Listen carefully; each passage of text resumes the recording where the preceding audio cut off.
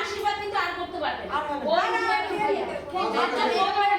তাহলে এটা আগে সরিয়ে দাও। আবার পরে আশীর্বাদ হবে না। ও নিবি ঠিকানা করবে চা এমনি নিবে। ঠিক আছে অসুবিধা নেই। আমরা আশীর্বাদ হয়ে গেছে, অসুবিধা নেই। এদিক থেকে বস। এটা ওর হাতে দিয়ে দাও। সব কিছু দু হাত দিয়ে দেবে।